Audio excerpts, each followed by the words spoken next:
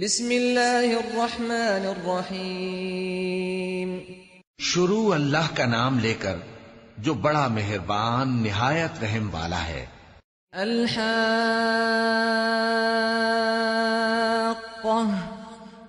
ما الحاقہ وما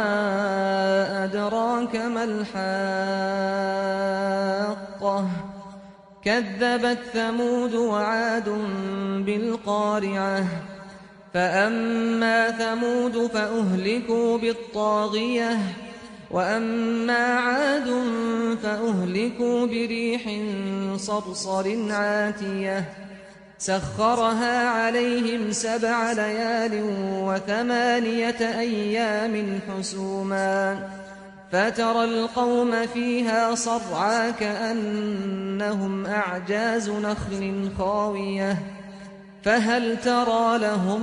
من باقية وجاء فرعون ومن قبله والمؤتفكات بالخاطئة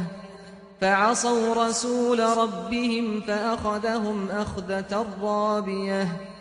إنا لما طغى الماء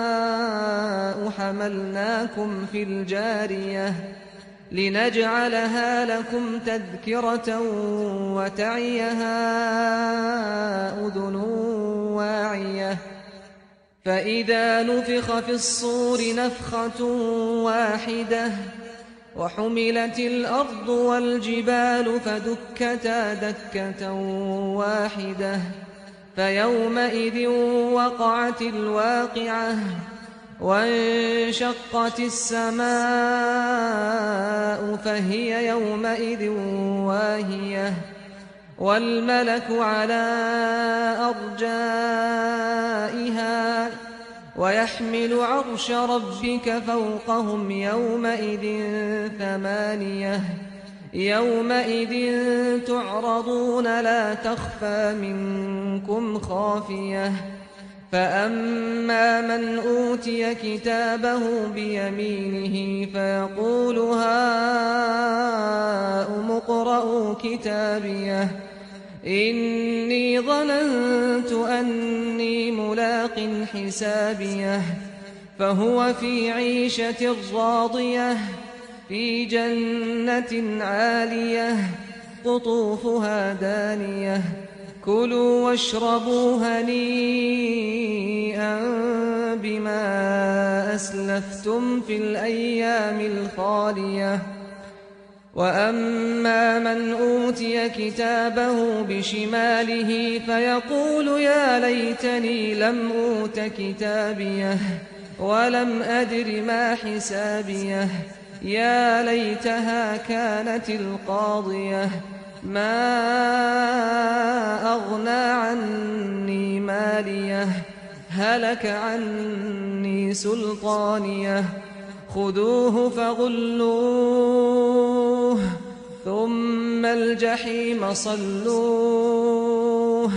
سچ مچ ہونے والی، وہ سچ مچ ہونے والی کیا ہے؟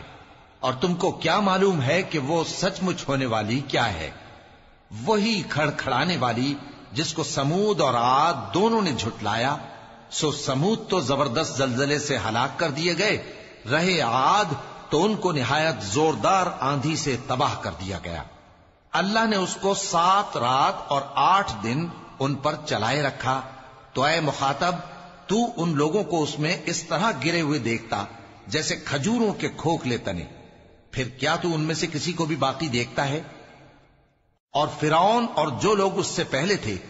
اور وہ جو الٹی ہوئی بستیوں والے تھے سب گناہ کے کام کرتے تھے، سو انہوں نے اپنے پروردگار کے پیغمبر کی نافرمانی کی تو اللہ نے بھی ان کو بڑا سخت پکڑا۔ جب پانی طغیانی پر آیا تو ہم نے تم لوگوں کو کشتی میں سوار کر لیا تاکہ اس کو تمہارے لیے یادگار بنائیں اور یاد رکھنے والے کان اسے یاد رکھیں۔ پھر جب سور میں ایک بار پھونک مار دی جائے گی اور زمین اور پہاڑ دونوں اٹھا لیے جائیں گے، پھر ایک بار ہی توڑ پھوڑ کر برابر کر دیے جائیں گے، تو اس روز ہو پڑنے والی یعنی قیامت ہو پڑے گی اور آسمان پھٹ جائے گا تو وہ اس دن کمزور ہوگا اور فرشتے اس کے کناروں پر ہوں گے اور تمہارے پروردگار کے عرش کو اس روز 8 فرشتے اپنے اوپر اٹھائے ہوں گے۔ اس روز تم لوگ سب پیش کیے جاؤ گے اس طرح کہ تمہاری کوئی پوشیدہ بات چھپی نہ رہے گی۔ اب جس کا اعمال نامہ اس کے داہنے ہاتھ میں دیا جائے گا وہ دوسروں سے کہے گا کہ لیجئے میرا نامہ اعمال پڑھیے، مجھے یقین تھا کہ مجھ کو میرا حساب کتاب ضرور ملے گا۔ پس وہ شخص من مانے عیش میں ہوگا، یعنی اونچے باغ میں جس کے میوے جھکے ہوئے ہوں گے۔ ان سے کہا جائے گا کہ جو اعمال تم ایام گزشتہ میں آگے بھیج چکے ہو ان کے عوض مزے سے کھاؤ اور پیو۔ اور جس کا نامہ اعمال اس کے بائیں ہاتھ میں دیا جائے گا تو وہ کہے گا اے کاش مجھ کو میرا اعمال نامہ نہ دیا جاتا اور مجھے معلوم نہ ہوتا کہ میرا حساب کیا ہے۔ اے کاش موت میرا کام تمام کر چکی ہوتی، آج میرا مال میرے کچھ بھی کام نہ آیا، مجھ سے میرا اقتدار جاتا رہا۔ حکم ہوگا کہ اسے پکڑ لو،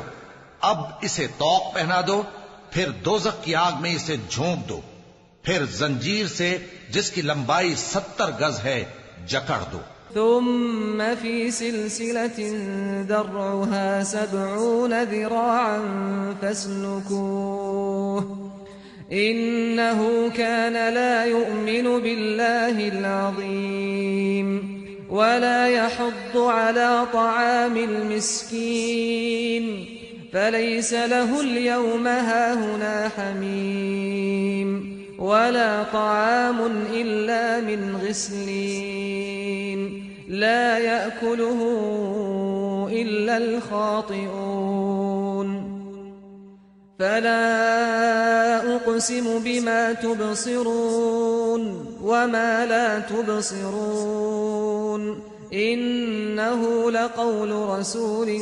كريم وما هو بقول شاعر قليلا ما تؤمنون ولا بقول كاهن قليلا ما تذكرون تنزيل من رب العالمين۔ یہ نہ تو اللہ عظمت والے پر ایمان لاتا تھا اور نہ فقیر کے کھانا کھلانے کی ترغیب دیتا تھا، سو آج اس کا بھی یہاں کوئی دوست نہیں اور نہ اس کے لیے کوئی کھانا ہے سوائے زخموں کے دھون کے، جس کو گناہگاروں کے سوا کوئی نہیں کھائے گا۔ سو میں ان چیزوں کی قسم کھاتا ہوں جو تم کو نظر آتی ہیں اور ان کی جو تمہیں نظر نہیں آتی، کہ یہ قرآن ایک معزز فرشتے کا پہنچایا ہوا کلام ہے اور یہ کسی شاعر کا کلام نہیں، مگر تم لوگ بہت ہی کم ایمان لاتے ہو، اور نہ کسی کاہن کا قول ہے لیکن تم لوگ بہت ہی کم غور و فکر کرتے ہو۔ یہ رب العالمین کا اتارا ہوا ہے۔ وَلَوْ تَقَوَّلَ عَلَيْنَا بَعْضَ الْأَقَاوِيلِ لَأَخَذْنَا مِنْهُ بِالْيَمِينِ ثُمَّ لَقَطَعْنَا مِنْهُ الْوَتِينَ فَمَا مِنْكُمْ مِنْ أَحَدٍ عَنْهُ حَاجِزِينَ وَإِنَّهُ لَتَذْكِرَةٌ لِلْمُتَّقِينَ وَإِنَّا لَنَعْلَمُ أَنَّ مِنْكُمْ مُكَذِّبِينَ وَإِنَّهُ لَحَسْرَةٌ عَلَى الْكَافِرِينَ وَإِنَّهُ لَحَقُّ الْيَقِينِ فَسَبِّحْ بِاسْمِ رَبِّكَ الْعَظِيمِ۔ اور اگر یہ پیغمبر ہماری نسبت کوئی بات جھوٹ بنا لاتے تو ہم ان کا داہنا ہاتھ پکڑ لیتے، پھر ان کی رگے گردن کاٹ ڈالتے، پھر تم میں سے کوئی ہمیں اس سے روکنے والا نہ ہوتا۔ اور یہ کتاب تو پرہیزگاروں کے لیے نصیحت ہے،